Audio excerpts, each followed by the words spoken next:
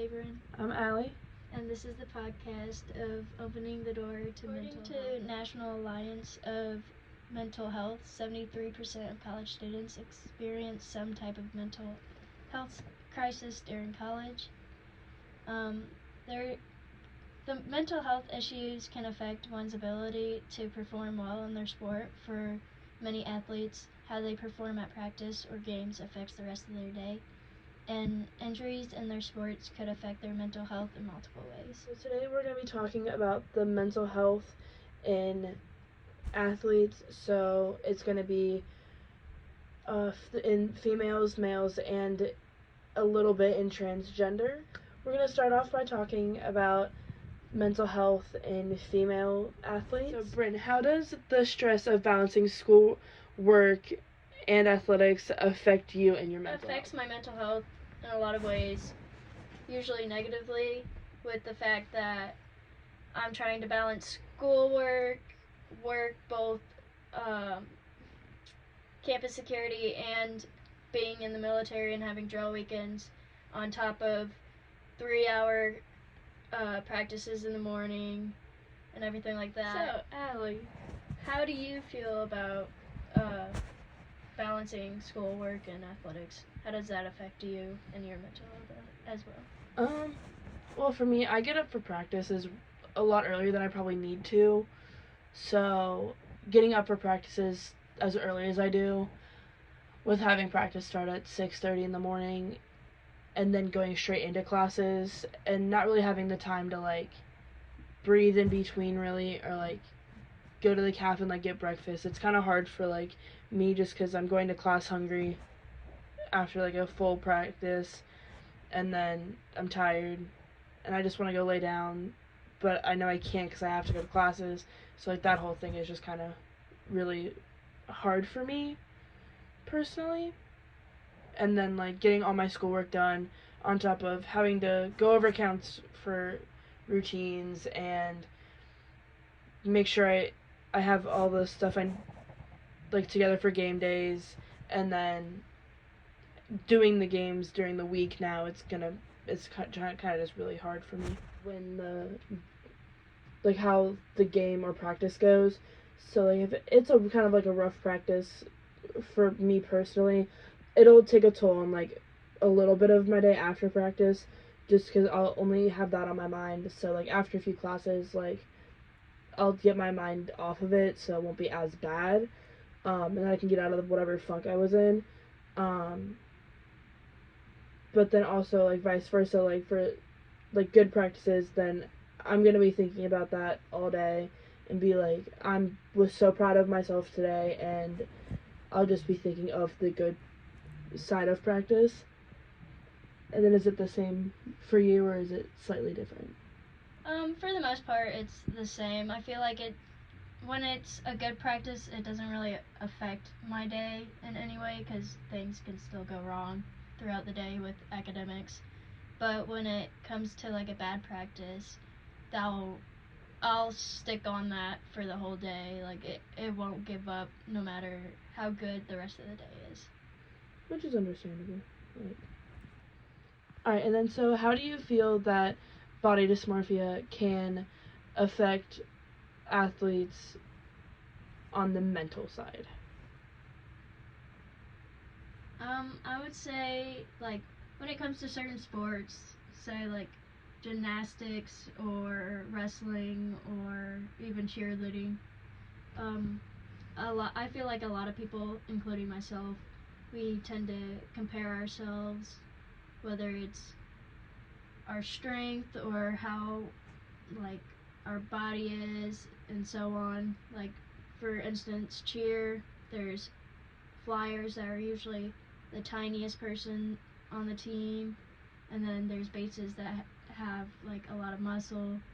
And I know from experience last year, I was, like, in between, and I felt like I really didn't have a certain position to be in, and I felt like I was, like, an outsider almost.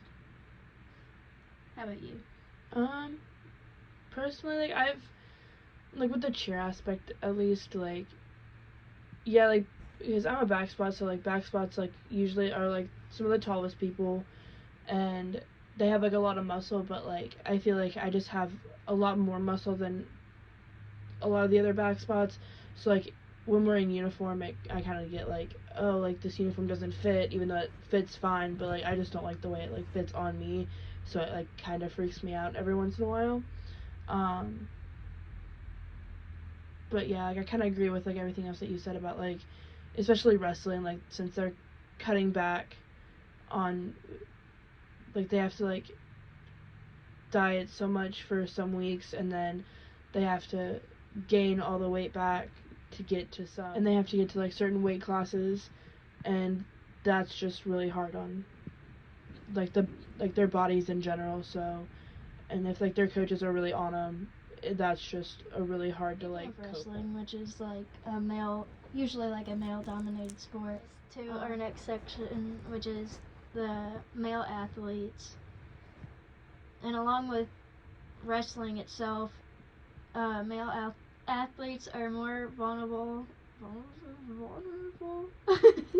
to eating disorders than males in the general population. A study on dieting and disordered eating found that 59% of young male athletes were dissatisfied with their bodies, 19% were dieting, and 11 had disordered eating.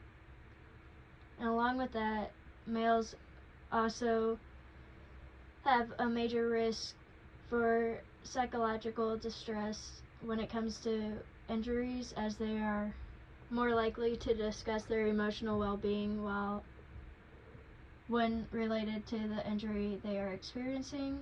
And a big factor of mental health issues for the male species is the lack of seeking help.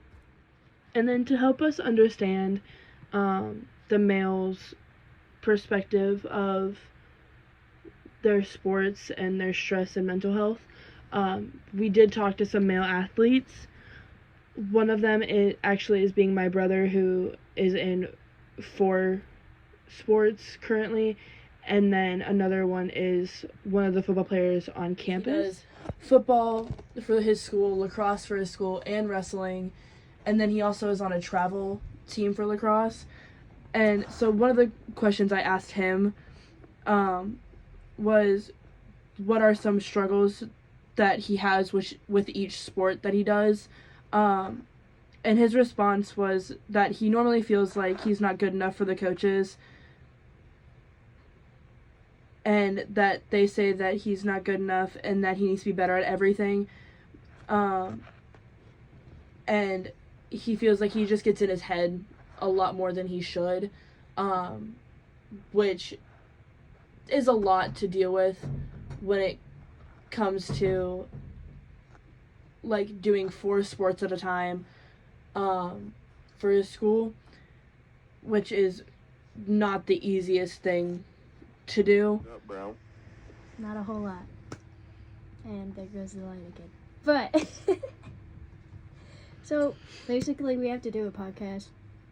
Yeah. And we're doing it on like being athletes in college and how it might affect your mental health in different ways and so on.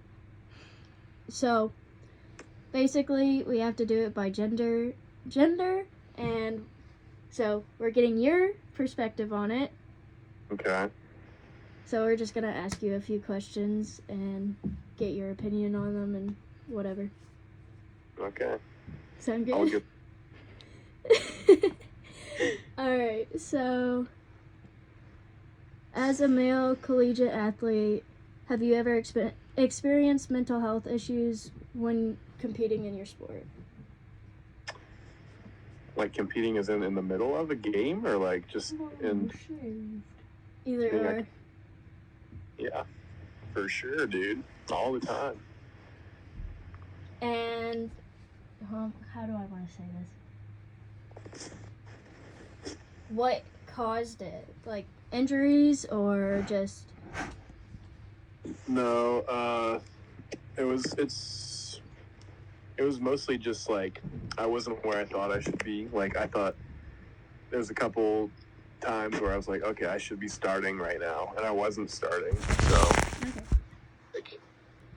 Like, there was a lot of times where, like, I wouldn't even let myself go. Like, and I wouldn't go out, wouldn't enjoy myself because I didn't think I deserved it because I wasn't starting. Okay. So, Do you work at all while being in college? not when I'm on campus, no. Okay. How would you describe your experience maintaining schoolwork and athletics at the same time? I don't think that part's that hard. I No. don't know. I've been pretty good with schoolwork most of my life. I don't know. Do you feel that your athletic performance makes a huge difference on the rest of your day? Yep. I would say big time, yeah.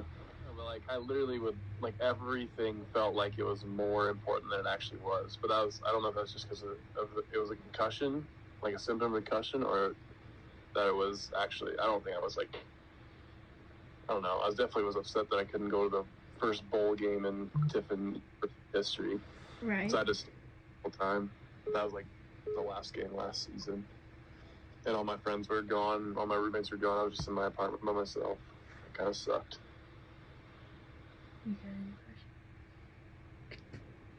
Alright. Thanks for helping out.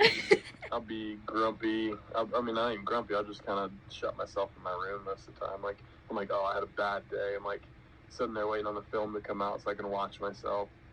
And just like, then I watch the film, like, oh yeah, I really did have a bad day. It's just like an ongoing loop. Yeah, I like won't talk to people if I had a really bad day at practice. Have you ever been injured in your sport?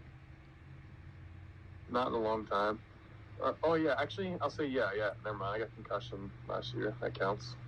Did that affect your mental health in any way? Yeah, but yeah.